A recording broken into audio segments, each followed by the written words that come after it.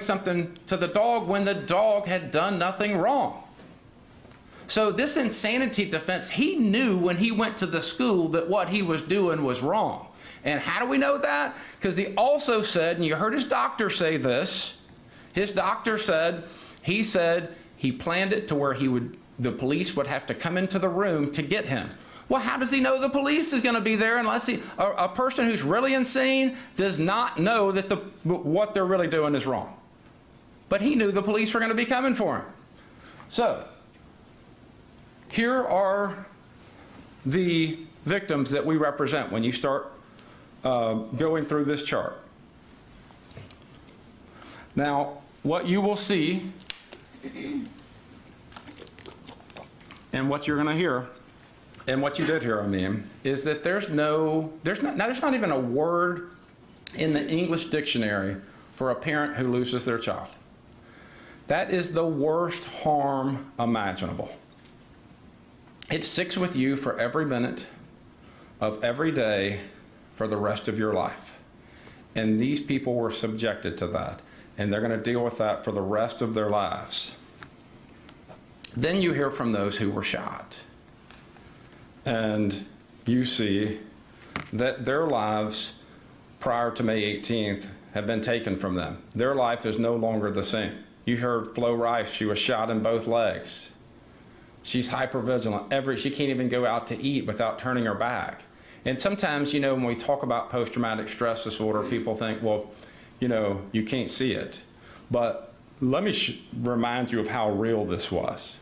We had grown police officers, 6'3", 6 years after this happened, shaking like a leaf up here. I believe every single police officer cried when they got up on the stand. That shows you the enormity of the trauma and the torment that all of these families were subjected to. Now, this is Demetrius writing beforehand. What I do will both have an immeasurable impact and be incredibly minuscule. I will have destroyed bloodlines spanning thousands of years. And then he goes on to say, the lives of those, and we'll never know what those lives will become. He knew what he was doing, but we disagree with him. These losses are measurable, and they're not minuscule. And we told y'all that to start.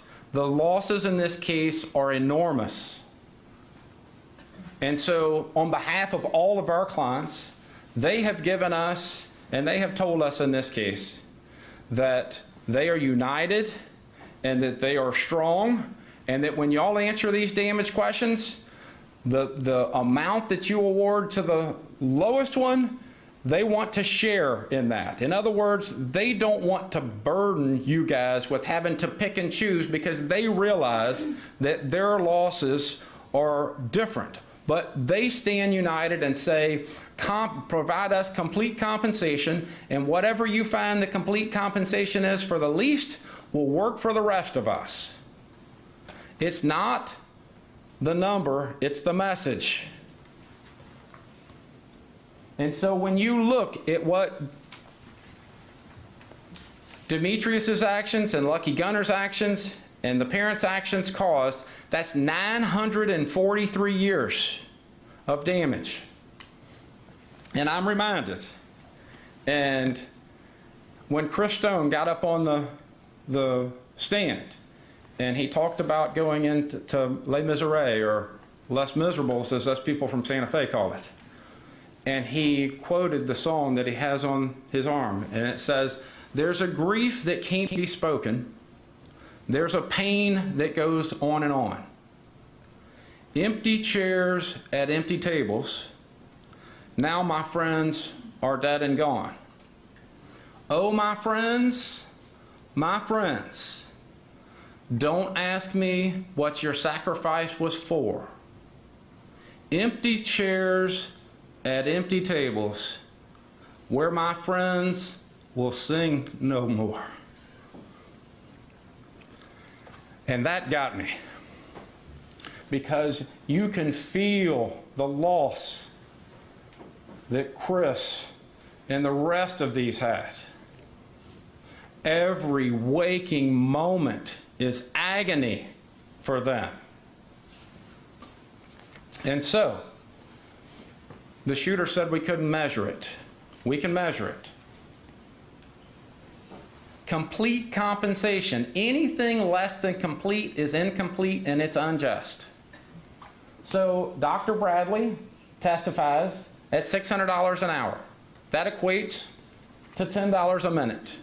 Each of us live our lives minute by minute. The shooting was 30 minutes, but we measure our time second by second and minute by minute. Time is all we're given. And so if we take just a fourth of that and multiply that times the years lost, that is $1.2 billion. When you average that out over these plaintiffs, that's $25 million for every blank that you fill out. If you feel like that number should be less, then put the number in. If you feel like it should be 23 million per blank, because there were 23 victims in this case, put 23 million. But understand that we had to put each of these witnesses up there so that you could see and hear and feel what it is that they have gone through and would continue to go through. So, thank you, Judge. So each one of these parents out here that lost a child is being asked this question. What amount of money will fairly and reasonably compensate them for losing their child? The worst pain imaginable. And so for each one of these blanks, $25 million for each one of them. That's a lot of money. That's a lot of money, and that's why the first thing we told you when we were picking this jury was the judge is going to tell you, do not let bias, sympathy, or prejudice play any role in your deliberations. And so when you measure how much harms and losses they have, and the numbers add up to a lot, don't have any sympathy over there when you're filling those numbers out. Don't have any mercy, like Demetrius said he was going to have no mercy on the unsuspecting, innocent victims that he took out that day. No mercy. And so for each of these, it's easy. 25 million. If you think that that's too much, then put a figure in there that's less. If you think it's not enough, put a figure in there that's more. Each one. Now this one is the injuries. Same deal. This is Flo Rice. And Flo is back there. And you will notice some of these plaintiffs didn't come every day because it was too emotionally draining for them to hear this day after day after day. But I'm glad they're here today. They've been a tremendous support system for me.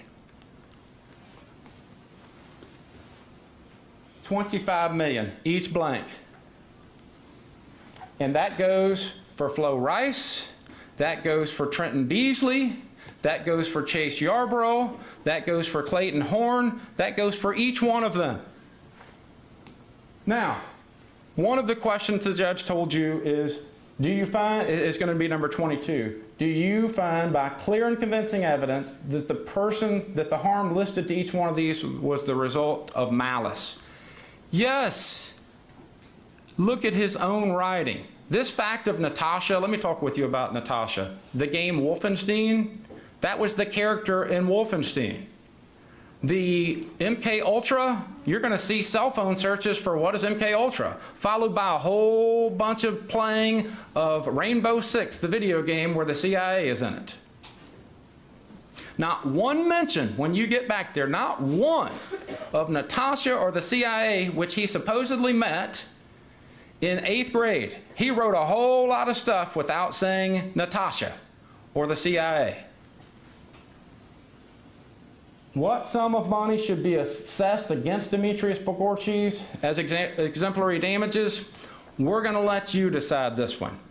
Decide how much of a punishment. This is the accountability that Demetrius Pagourtzis is going to get. This right here. What will it take so that the Prime Minister of Pakistan and the President of Pakistan, a country of 200 million people, 8,500 miles away, will hear what it is when they send their foreign exchange student over here and she comes back and they have to meet her at the airport. Your verdict needs to be heard. So the answer to these questions are yes. You determine how much. We heard with just a little whisper, they would come running. Well, we don't need a whisper. We need a shout. Shout so that all across everywhere will know. Get mental help. Know what's going on in your home. Safely store your weapons. We can't send our kids to school and bring them home in body bags. The first line of defense is parents. We want to solve this problem. It starts right at home. You're responsible for your kids.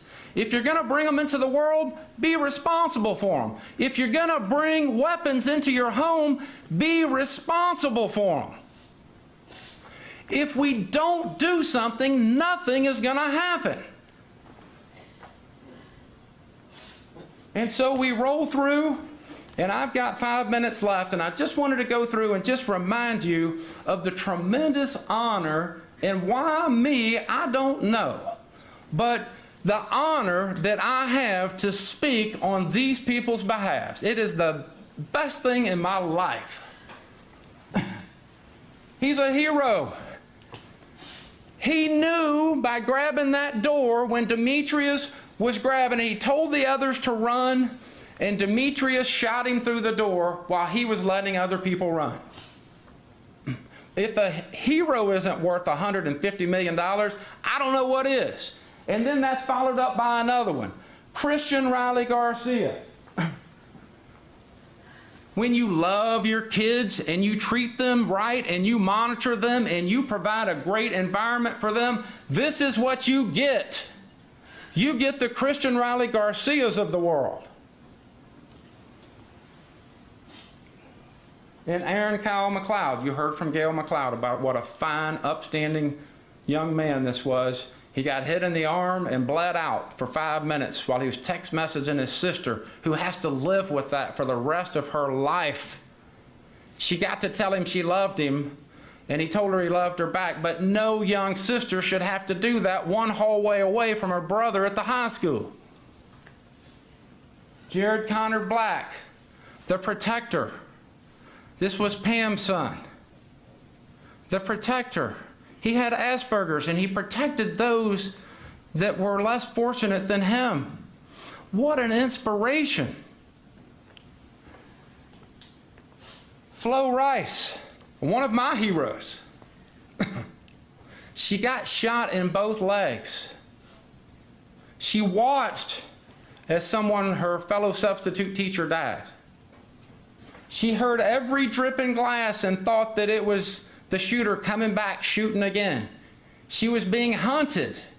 And what did she do? She survived. But not without these scars that leave her. And you know what? She's got such a great support system and a great daughter, but she is a true inspiration. And Clayton Horn, what can you say about this kid? The shooter shot him and then stood over him to finish him off. And fortunately, he kicked up at the last minute and it went through his arm and he survived.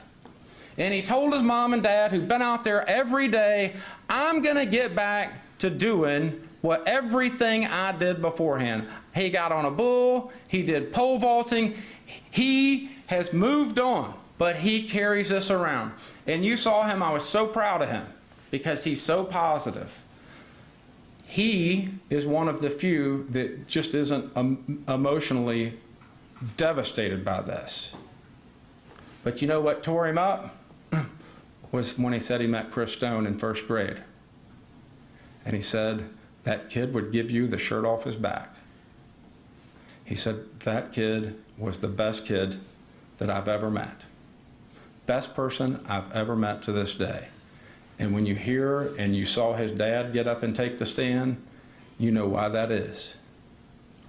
So I'm going to sit down now, and I'm going to let these other lawyers get up and talk with you about their clients. And then I'll be back up to talk in a little while. Thank you all very much for your attention.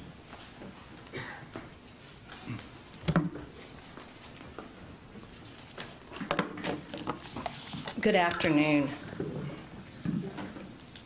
I also want to thank you for your patience and your dedication in listening to all the evidence.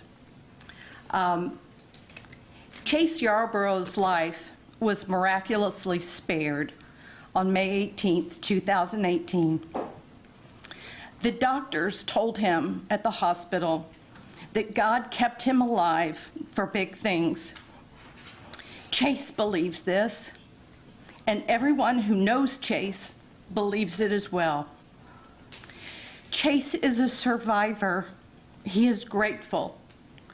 Every day since May 18th, Chase is physically and psychologically reminded of that preventable massacre.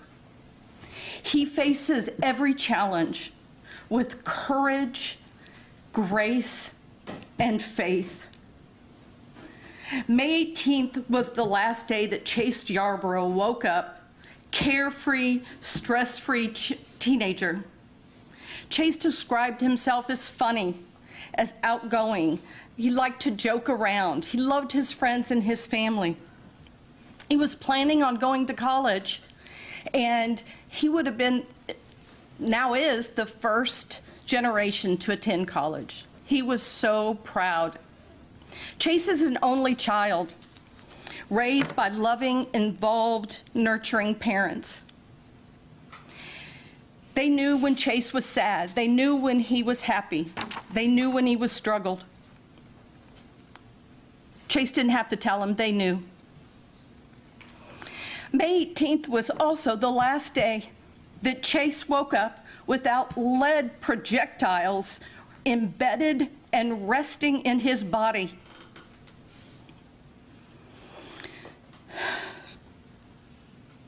On May 18th, 2018, Chase was shot in the kiln closet with his other friends. He didn't know he was shot, and he escaped, and he ran, and he got out of that building. He called his father and told his dad, there's a shooter. His dad said, run, run, and Chase ran until he couldn't run any longer. And his ankle gave way, and he crawled to a ditch because he thought the shooter was chasing him. Now, when he went to the hospital, he was told that he was in fact shot. He was shot in the head. He was shot in the back. He was shot in the arm. He had grazes, bullet grazes on his temple and on his other arm. The doctors told him the projectiles have to stay because it's going to be too dangerous and too risky to remove him, and they sent him home. Chase gets home. Not shortly thereafter, the hospital calls and tells them, bring Chase back immediately. They pack up and they go back to the hospital. Chase thought he was dying. When he got to the hospital, they rushed him in and they did additional testing. And they told him that he has a projectile, a lead projectile in his heart. The doctors didn't know how it got there. They said, how you're alive is a miracle. They believed that the wound on his neck, that a projectile went into his neck, and the heat from it then cauterized the artery after it went into the artery. The projectile traveled through his bloodstream and is in his heart, where it stays today. Every day, Chase is reminded of this shooting. He's got a bullet in his head that he feels every time he washes his hair. He sees the scars from the bullet wounds, and he feels them. He feels the pain every day, every single day. Now, Dr. Peterson was talking about subjective and objective. Let's look at what objective is.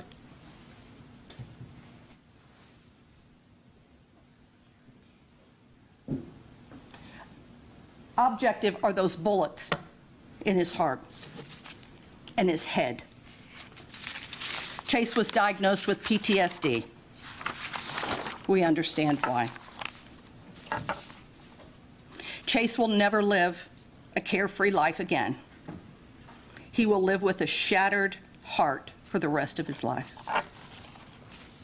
Thank you.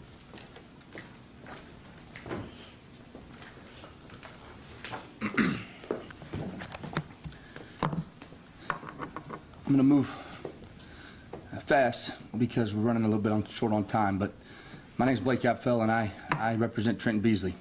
And I'll echo what Mr. McGuire said in that we need to send a message. And one of my favorite lines ever is and I'm going to tweak it a little bit. If you think you're too small to send a message, try spending the night in Galveston outside without a mosquito net.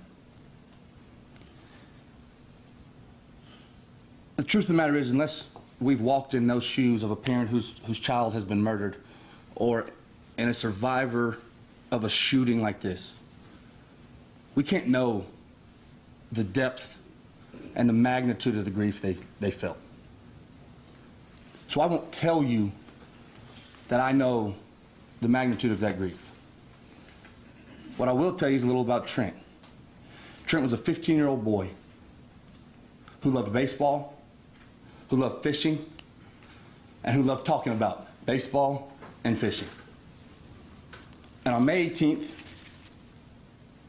that all changed. On May 18th, he heard 3 shots.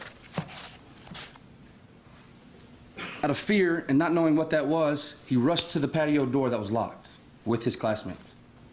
He then turned to the kiln room and had to break it with his friend Hunter so that they could all get inside. Problem is, once it was broken, they were trapped in a room with an open door.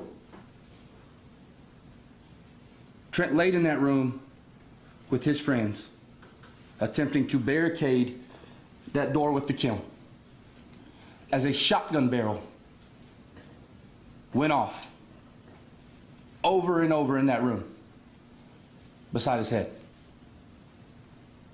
He laid in that room with his friends as they were shot and as they were killed. He lay in that room, helpless, as he listened to Chris Stone take his last breath. And he laid in that room, preparing for those last breaths to be his.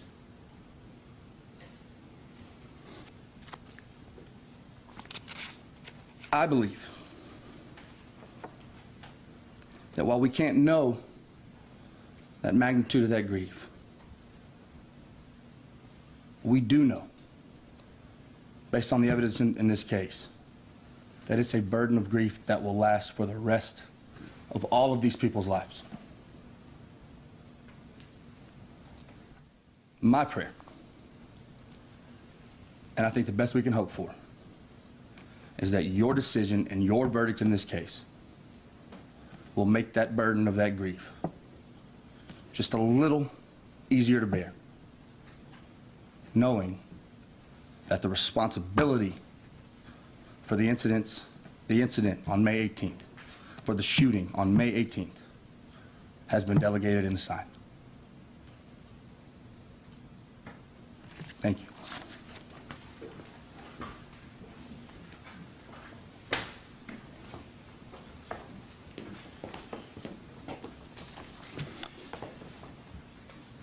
Ladies and gentlemen, my name is James Miller. I'm the attorney for Farah Naz and Abdul Aziz, who are the parents of Sabika Sheikh.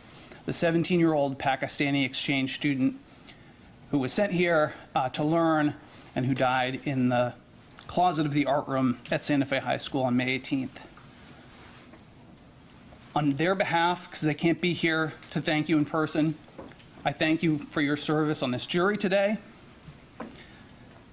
Sabika, when she died, was preparing for a lifetime of service herself. She wanted to grow up to be a diplomat, to build bridges between Pakistan, her home country, and other countries. That's why she came to America on a scholarship to study. She beat out 7,000 other students for a spot in that exchange program to spend 10 months studying at an American high school, living with an American family. That tells you something about how remarkable she was. How many other kids have the courage and the commitment at age 16 to pursue their dreams and study more than 8,000 miles from home in a country they have never visited, with a language and a culture so different from their own? Sabika had that courage and that drive. You heard her parents say how thrilled they were, how proud, yet at the same time how anxious about letting her go. Abdul, her father, spoke about the sacrifice that that family made as parents to let their oldest daughter pursue her dreams. They had no idea the depth of that sacrifice. In America, Sabika had a successful year. She made friends. She was an excellent student growing up, and she was an excellent student here in America.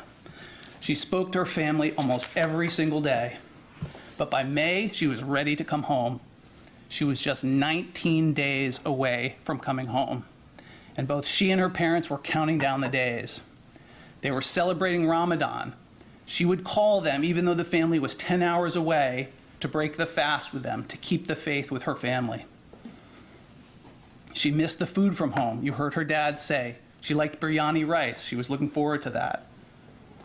Farah and Abdul, like so many of the parents we heard from, described the confusion and the rising panic and the helplessness of May 18th when they learned there was a shooting at their child's school and they couldn't reach them. The helplessness that these parents felt was compounded by being a half a world away. And eventually, Mr. Aziz spoke to Sabika's homestay father and heard in broken English the words that have burned into his mind, "Sabika is no more." When her body came back to Karachi 5 days later, a crowd of hundreds was waiting for her at the airport and an honor guard from the Pakistani army. The president and the prime minister of that country visited Sabika's parents to pay their respect to this remarkable child. Sabika came to America full of hopes and dreams and ambitions, and she came home in a casket. She did not deserve to die like that. And on behalf of her parents, I am asking you to hold these defendants accountable for her death. I'll close with the words of her mother. She was my oldest child. She was my friend. She had a lot of dreams, and not a day passes I don't miss her.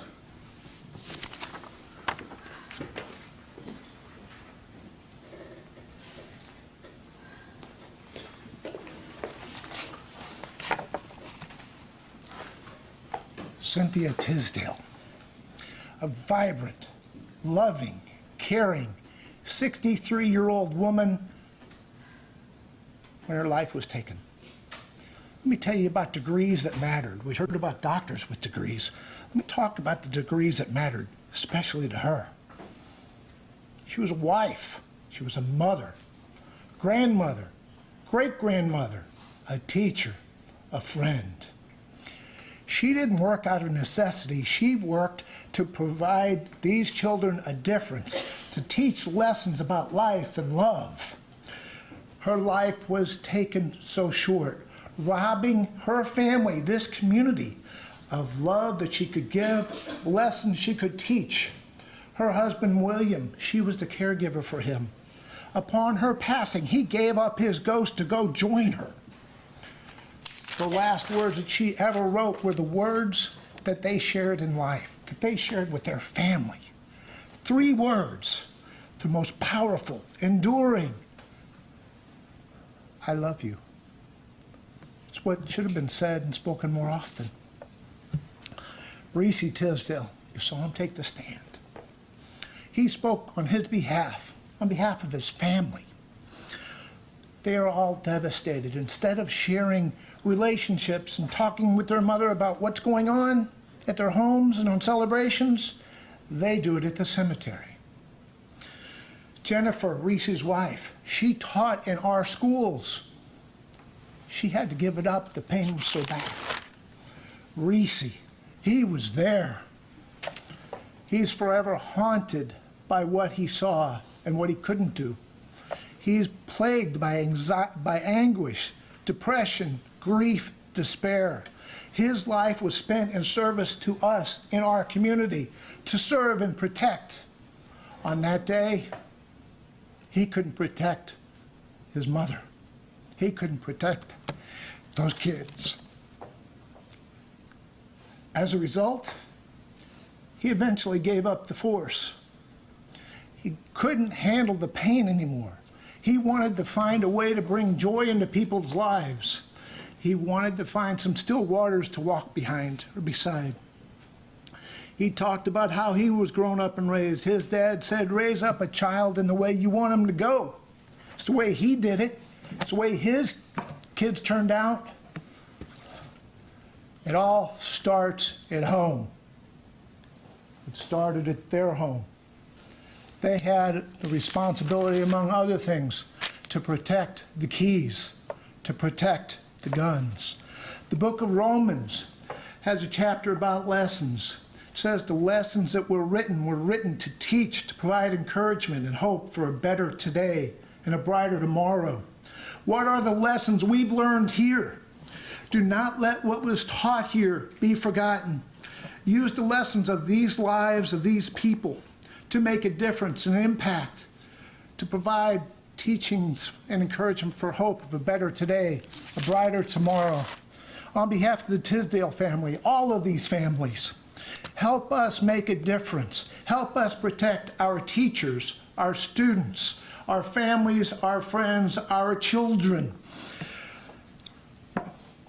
Do not let them suffer the pain of the lessons that we, unfortunately, have now had to endure. By and with your verdict, stand united with us to make a difference. Be our voice. Be Cynthia Tisdale's voice. Help her teach one more lesson, a lesson of responsibility and accountability. Make your lesson be bold. Make it be strong. Let it be Santa Fe strong.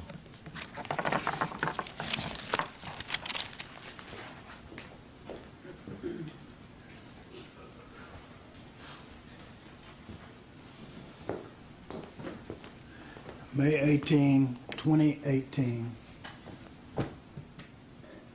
is Rhonda Hart's every day. She got up at 4:30 that morning to go to her bus route. The job her dad had, the job she liked. She liked being around kids. She's on her route, she's coming back, she finds out there's something's going on at the school. They say, come back, park in the back. She goes back and she's beginning to wonder, but she's following orders. She had been in the military. She starts asking people what's going on. There was a shooting. She started wondering about Kimberly. She texts her, no response. She really starts worrying then, asking others. And remember when she saw Isabella Lamance, the girl that had been on her bus, she called her her girl. She wrapped her arms around her, holding her, takes her to a bus, sits on the second seat. In just a minute, what does Isabella say? Miss Rhonda, we think Kimberly's dead. Rhonda didn't want to believe that. Why would you? And she waits hours. She goes to the unification building where all the parents are. And slowly by slowly, as parents find their child, they leave, and then a group of parents is left. They're sent to another building, 5:30, 6 o'clock. Can you imagine what that time must have been like? Knowing that a shooting has occurred, your child's not answering their phone, and you're sent to a room, someone comes walking in and says, what did your daughter, what clothes did she wear? They tell her. She's dead. Even then, the shock, the pain, the misery, there's no way that this could be true, but it was true. She winds up going to the funeral home, and remember that Kimberly was covered up to here. For a year, Rhonda couldn't even function. Her father had to cook meals. She really wanted to be with Kimberly, but she had Tyler to take care of. She's been in therapy ever since at VA, but she's tried to make a difference also. You heard about the act that she got passed through the House of Representatives, sitting on some senator's desk, I guess, because that's what they do up there. They don't do anything, but you can do something, and you can be heard to Washington, D.C. It is distasteful for me to talk about money and life. You could fill this room full of money. Each one of these parents want their child back. But money is all that you can award. That's all. Nobody goes to jail. It's money. But your money will say something. It's not what it is, but what does it say? And it needs to be heard loudly. I'm going to sit down a minute, but there's some little administrative things I want to go over with you. You recall the court in the court's charge said 10-2. That means that 10 of you, to reach a verdict on these issues, 10 can agree. Now, if it's a different 10, let's say 10 answer one way, and then you get to another question, and 2 that were in the 10 drop out, and then the 2 were out and want to come back in, you can't do that. So if you want to be a part of this verdict from start to finish, this verdict needs to be 12-0. Every one of you. Also, credibility. The fact that someone has a bunch of degrees and has done research and is on this board and that board and this school, you can believe all that that witness says, nothing of what that witness says, or only part of what that witness says. It's entirely up to you. You also know that the burden of proof we have is preponderance of the evidence, the greater weight and degree of the credible evidence. One place that that can be applied and should be applied is where are these keys? Is it more likely than not that these keys were stored in the location exactly where Dimitri said they were? I will sit down here shortly. The defense will have an opportunity to respond to us, and then Clint and I will have an opportunity to respond to what they say. We look forward to responding to their argument.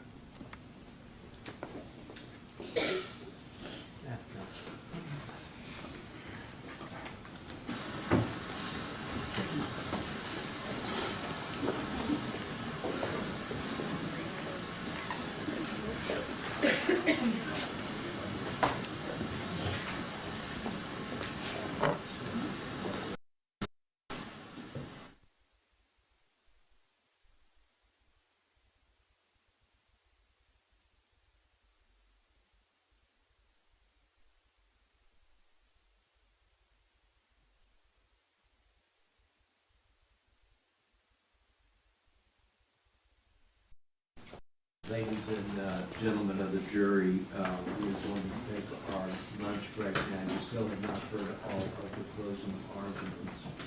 So, again, please do remember my instructions. So we are going to break for lunch, and we will resume closing arguments at 1:40. So we'll stand in recess until that time. All rise for the jury.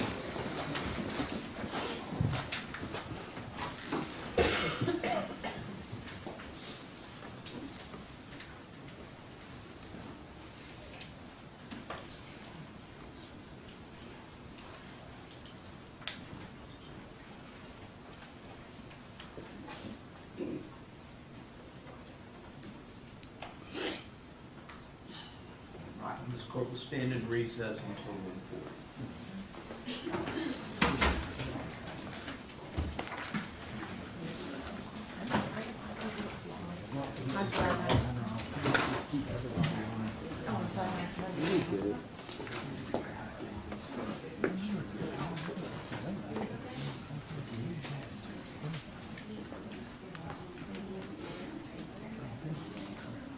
We're in the middle of an hour and a minute 40. He's not gonna